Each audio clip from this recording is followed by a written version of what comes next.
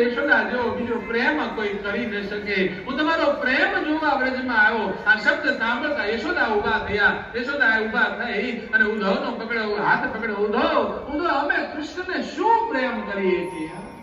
અમે જો પ્રેમ કરતા હોત તો કૃષ્ણ હાલો તમારો પ્રાણ વયો ગયો હોત. ઉદ્ધવ તારે જોવો છે પ્રેમ કોને કહેવાય? આના હાથ પકડીને યશોદા લાવ્યા ગૌશાળાની અંદર. ઉદ્ધવ જોઈ લે આ ગાયો, આ કૃષ્ણની પ્રાણ પ્રિય ગાયોને જોઈ લે. કૃષ્ણ ગયા પછી આ ગાયોએ મુખમાં એક તરણું મૂક્યું નથી. ઉદો આ નાના વાસડા જોઈ લે. આ કૃષ્ણના ગયા પછી આ વાસડા મુખમાં પાણીનું બુંદ મૂક્યું નથી. માને રાવતા નથી, કાંઈ ખાતા નથી. અરે યાર ઉદો અમે શું પ્રેમ કરી શકીએ? કૃષ્ણને પ્રેમ તો આ મૂંગા જીવે કર્યો છે.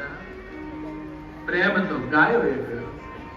ઉદો વિચાર કરો, માણસ તો સમજે આ ગાય આટલો પ્રેમ કરી શકે? જીવનની અંદર પ્રેમ કરવાની ઈચ્છા થાય. આ દુનિયા પ્રેમ નથી સમજતી.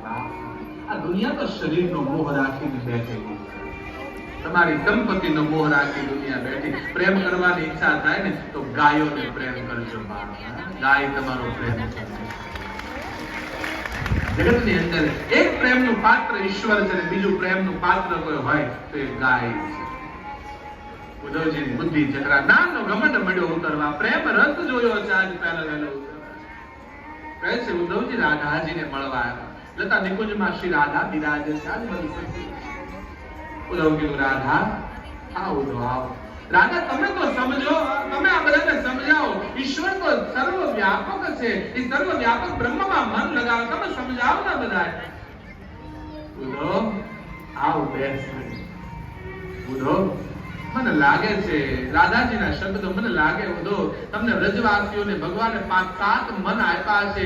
એક અહીં લગાવો, એક અહીં લગાવો, એક અહીં લગાવો. ઉદ્ધવ અમારે એક જ મન હતું. એ મન ચોરી અને કૃષ્ણ વયો ગયો. अब मन ही नहीं रहा, कहां लगाया?